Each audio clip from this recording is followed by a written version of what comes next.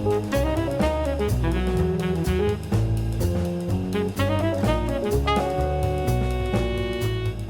everybody, it's Jeff Antoniuk here. Welcome to Digging Deeper Jazz. So today I want to start a conversation about rhythm changes. What are rhythm changes? How do we play rhythm changes? As always, this is for all instruments. I know I'm holding a saxophone, but this will apply to drummers for them to understand a little bit better what's going on, phrasing, all that stuff. This is going to be good for everybody. So I'm going to do probably 3, maybe 4 videos sort of over the course of time talking about rhythm changes. This is one of the most important forms we have in jazz. And so what I mean is the 12-bar blues. That's probably the most important form. Set of chord changes, length of measures, that sort of thing. And rhythm changes definitely is going to come in a close second. You have to know about rhythm changes. You have to know how to negotiate rhythm changes, what makes them tick, because everything in jazz, all the great songs we play, have elements of rhythm changes in them, or they just are rhythm changes songs. Okay, I keep saying rhythm changes, those 2 words over and over again. What does that mean? Now, here's the thing. I know I had this experience as a young, inexperienced player, and I think most of us do at some point. Like, what is it about the rhythm of the changes, and what's changing, and why is it rhythmic? There's a lot of confusion when we first hear rhythm changes. Here's the thing. When we say rhythm changes, that is referring to the song I Got Rhythm by George and Ira Gershwin, a song that goes like this.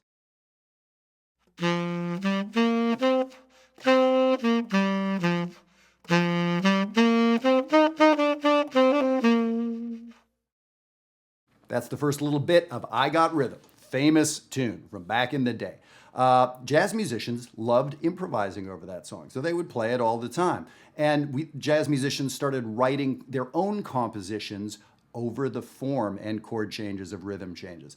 So instead of saying, hey, do you feel like playing a song based on the song I Got Rhythm by George and Ira Gershwin, it got shortened to, hey, let's play rhythm changes, as in I got rhythm changes. The changes referring to the song, the chord changes, the form, AABA, all of that biz. So that's important to know, and I know some of you are rolling your eyes right now. Hold your eyeballs, because you know the first time you heard the phrase rhythm changes, you had no idea what the hell they were talking about either. So there, now we all know. Good to know, rhythm changes.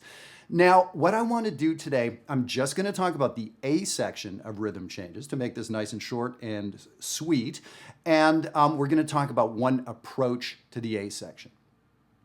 So you can see on the screen, I have the first 8 measures of a couple different rhythm changes tunes. Lester Leaps In is one written by the great Lester Young. Salt Peanuts is one written by Dizzy Gillespie, and there are a zillion more of these songs. So what I did is wrote the first A section. Rhythm changes is an A, B, A form, meaning you play those 8 measures. You play them again. That's the second A. The bridge is something different, and then the last A section is the first thing you played. There it is, A, B, A. So when we learn these 8 measures and understand what makes them tick in a variety of different ways, we've got a lot of rhythm changes done. So that's why I'm limiting the discussion today to just the A section. And that's what you see here. Those chord changes are the chord changes to I Got Rhythm. There's a lot of chords there. 2 chords in every measure, right? There's 15 or 16 chords in those 8 measures. Now we'll dig into that more next time, but I can tell you it's a 1, 6, 2, 5 progression. It's a progression that we see a lot, just the first 4 chords. 1, 6, 2, 5, 1, 6, 2, 5. So that's the first 2 measures, and it's the next 2 measures, measures 3 and 4. It also happens to be the last 2 measures. So even within an A section, rhythm changes has this little AAB form inside its A section. It's 2 measures of something, 2 measures of the same thing. The third 2 measures is a little different. The last 2 measures, same as the first 2. It's got this very cool form inside of form. So I don't want you to worry too much about the chord changes for right now. We're talking about melodic improvising today. And my point here is that we can improvise diatonically. That is a huge, tried and true, fantastic approach to playing rhythm changes. Now, when I played that Gershwin song, let me play it again for you.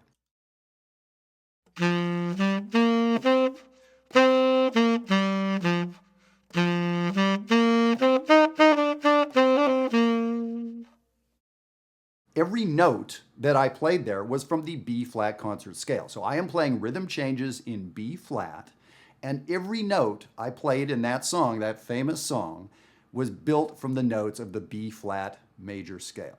So let me play the song on the sheet that I put here for you. Lester Leaps in the key of B flat.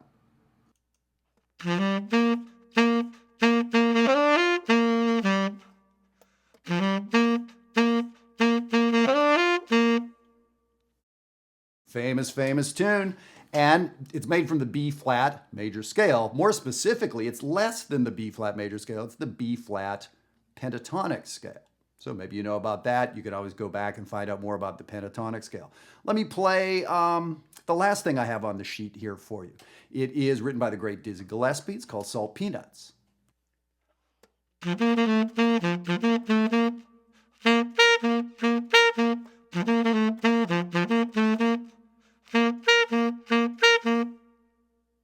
And I'm going to throw in another one for you, themed to the Flintstones, which is sort of a rhythm changes tune. So when I was growing up, the Flintstones. Now this is literally back like in the prehistoric days, the Flintstones.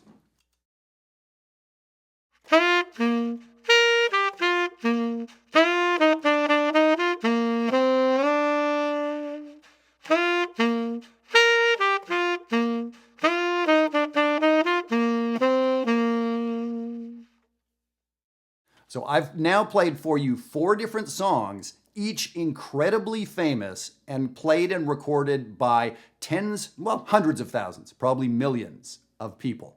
What do they have in common? They are all diatonic melodies.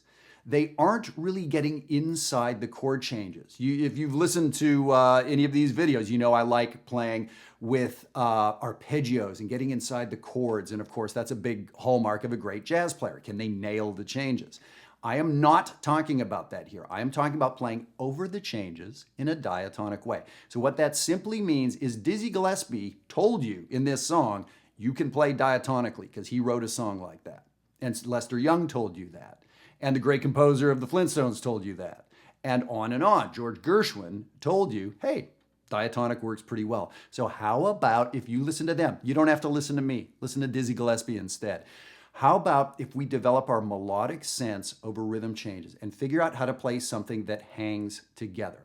So the good news is we can play diatonically. And what that means is in the key of, if we're playing B flat rhythm changes, in the key of B flat, the first chord. So it turns out Salt Peanuts is originally in the key of F. It's actually F rhythm changes. So you would play the F concert major scale, or pentatonic works fine too. So the idea is that now tells you about harmonically and melodically where to hang your hat, what to deal with. So that simplifies things. Chord-wise, forget about them. Okay, that's easy.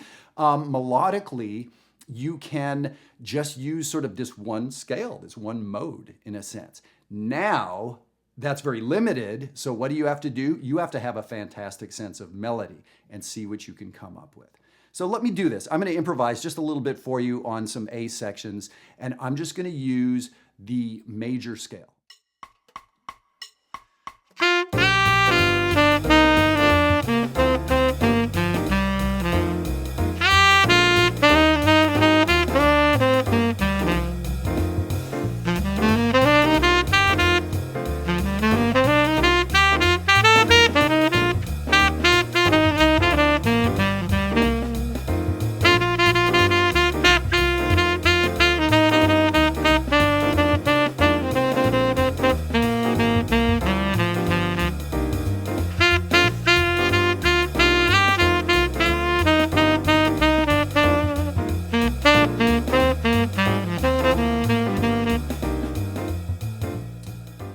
Okay, so there was some diatonic playing. I played entirely the B flat major scale. I may have bent to a note or something once or twice. It was hard to really limit myself like that. But I think pretty much everything I played was stolen from somewhere. Those were great melodies played by great musicians before me. The last 2 A sections was sort of a version of my memory of Joe Henderson. Joe Henderson made this great album called Musings for Miles, I think. And there was a song on there called Swing Spring, I think. And in the middle of this like astoundingly hip solo, Joe plays this incredibly diatonic 16 measures. The way I remember it is 2 A sections, and in the 15th measure, he adds a little minor third to make it sound kind of bluesy. But it was this part.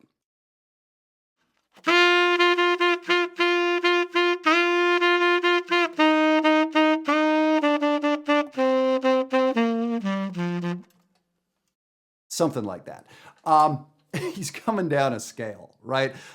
So simple, but it works. And here's the thing, this is not beginner stuff. I know some people have already bailed because they're like, oh yeah, Jeff's being lame. He's not talking about hip, tritone substitutes built on the whatever with the minor third chord progression diminished thing. Yeah, glad those guys are gone, because when we listen to those guys, it sounds like a really funky math equation when they're playing. They have to balance that. Now, I love that kind of playing. I love the math equation playing, but we have to balance it. Coltrane knew that. John Scofield knows that. Joe Henderson knew that we have to play some melody in there too. And lots of times melody means bringing it back. We have to have some give and take. Everything just can't be 11 out of 10 on the harmonic scale all the time, right? So for those of us just getting used to playing rhythm changes, just this idea that you can relax, forget the chords, and play diatonically. That can be really, really good advice. For the most advanced of us out there, remember that your heroes do this kind of playing a lot in their solos, whether it's to start the solo and get things going. But Joe Henderson put this, well into his solo. It was very interesting. I remember really caught my ear how simple and sing-songy it was, and he picked such a cool moment to do that. And then what he played right after it was, again, this like wild, angular kind of thing that Joe would also love doing. So this is a really important way to go. So this approach to the rhythm changes. Doesn't matter whether you're, more at the beginner, novice level, or if you're a pro that's been out there doing this for 35 years. To play 16 measures diatonically, like very limited, but with a compelling melody, that is the hardest thing. That is way harder than tricky diminished scales and tritone subs and everything like that. A good, compelling melody. So that's what I want us all to do. So that's going to be our start on rhythm changes here. We're going to get into playing the changes. We're going to get into some modern perspectives on it. And of course, we'll look at the bridge a little bit as we go along. So thank you for tuning in to Digging Deeper here. I hope we'll see you here. And if you want a really organized way to work through this material, jazzwire.net is the place to go. So I hope maybe I'll see you there too. All right, folks, thanks so much. Take care.